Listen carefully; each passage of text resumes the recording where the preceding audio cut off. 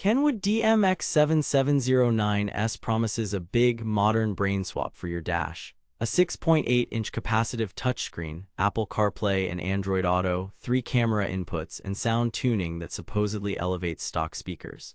Either we have budget-friendly flagship territory here, or it is another case of spec sheet sparkle and driveway disappointment.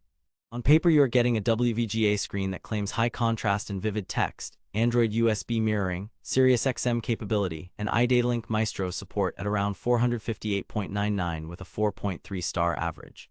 Sounds impressive, but here is the thing, not all of those bullet points mean what you think. I installed it and daily drove it for 2 weeks, and I have receipts. I have put the direct link to check current pricing in the description, but before you click anything, let me show you what I discovered after 14 days of testing. Here is what the DMX7709S claims to do. Turn your car into a safer smartphone hub via CarPlay and Android Auto. Deliver crisp visuals on a large 6.8-inch capacitive display. Unlock better sound with a 13-band EQ, time alignment, and sub-controls. Expand your setup with 3 camera inputs, Sirius XM, and iDataLink Maestro for factory integration. Pretty bold claims for under $500, right? But here is where things get interesting. Reality check. They claim a big, high-contrast touchscreen. What you actually get is a 800x480 WVGA panel. Here is why that matters. App icons and menus look clean, but small text on Apple Maps or Waze is not pin-sharp, and in direct noon sun the screen can wash out unless you crank brightness. It is capacitive and responsive, yes, but this is not an HD panel like some pricier units. They claim Apple CarPlay and Android Auto make driving safer. Reality. It works and it is stable, but it is wired only on this model. If you were expecting wireless, pump the brakes. You are tethering via the rear USB, which means cable routing and a phone physically connected. That is not bad at this price, but it is a detail marketing glosses over. Boot time from ACC to usable interface averaged 10 to 15 seconds in my tests. CarPlay Handshake added another second or 2. Not instant, but predictable. They claim Android USB mirroring for select devices. Reality, it is picky. Mirroring works on specific Android models and requires a USB debugging path. It is not a universal cast, and if you are already using Android Auto, you do not need mirroring anyway. This is one of those features that looks great in bullet points but lives in the fine print. They claim 3 camera inputs with parking guidelines. What you actually get is very good flexibility for backup, front, and a third cam trailer or blind spot. The guidelines are adjustable but not dynamic to steering angle, and video is analog SD, so do not expect GoPro clarity. Still, 3 inputs at this price is rare and genuinely useful. They claim superior sound quality with a 13-band EQ and time alignment.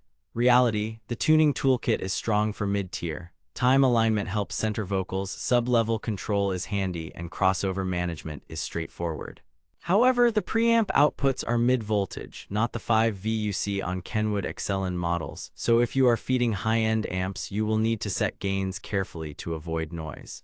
With factory speakers, you will hear tighter bass and clearer mids once you tweak the EQ. With aftermarket speakers and a small amp, the gains are more obvious. They claim Sirius XM. Here is where it gets complicated. Kenwood lists it as Sirius XM ready, which means you need the SXV300 tuner sold separately. Some Amazon listings bundle the tuner and say includes Sirius XM tuner, some do not. That is not switching, that is expensive confusion. Always check if your cart includes the SXV300 and the antenna. They claim iDataLink Maestro ready. Reality. It is a big win if you have a vehicle that supports it, but you will need the Maestro RR or RR2 module and a T-harness, which adds cost and time. When properly set up, you get vehicle gauges, tire pressures, door status, and factory amp retention on many models, but again, not included in the box. Here is where it gets mathematically impossible. Some retailers list the screen as 6.95 inches, others say 6.8 inches. The chassis and visible area align with Kenwood's 6.8 class. Do not expect a physically larger panel than other 6.8-inch double-dins. Real user trends match my notes. The 4.3-star average tracks with comments like CarPlay is reliable, UI is straightforward, audio tuning is excellent for the money. The NOW wireless CarPlay screen could be brighter, occasional Bluetooth auto reconnect hiccups until a firmware update. I dug through the manual and changed logs. Firmware updates do exist for bug fixes, so update on day 1. Sound quality. Here is what nobody tells you. The 13-band EQ plus time alignment is where this unit earns its keep. With the sub-crossover set around 80 Hz, a subtle 1-2 dB bump at 60-80 Hz, and a 1 dB presence lift around 3-4K Hz, the Kenwood wakes up even stock speakers. Noise floor is acceptable, but if you run external amps, keep preamp runs short and gains conservative. Not Excelon level preouts, but competent. Screen and UI.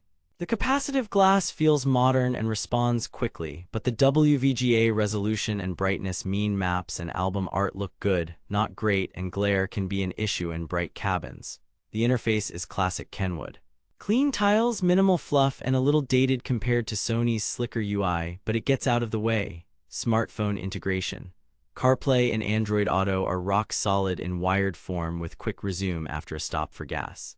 If you want true wireless, look at Sony XAV-AX4000 or Pioneer DMX7709S. You will spend similar or a bit more, but you lose the Kenwood's third camera input at this price.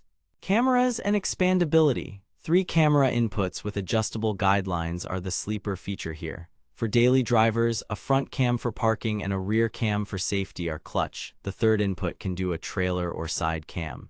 Just remember you are feeding an analog signal. Choose a camera with good low-light performance. Installation and integration. Rear USB means you will want to plan a clean phone cubby. It is iDataLink Maestro ready, which is huge for keeping factory features, but budget $100 to $150 for the module and harness.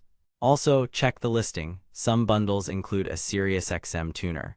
Many do not. Avoid drop-shipped mystery bundles with low-grade cameras that tank image quality. Verdict: buy with caution.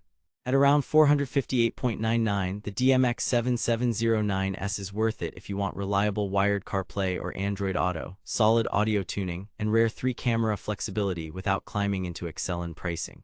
It is not for you if you demand wireless smartphone integration or a true HD, ultra-bright display. Pros: stable smartphone integration, great 13-band EQ and time alignment, iDataLink support, 3-camera inputs. Cons: wired-only CarPlay, Android Auto, WVGA screen that can wash out, SiriusXM tuner confusion, added cost for Maestro.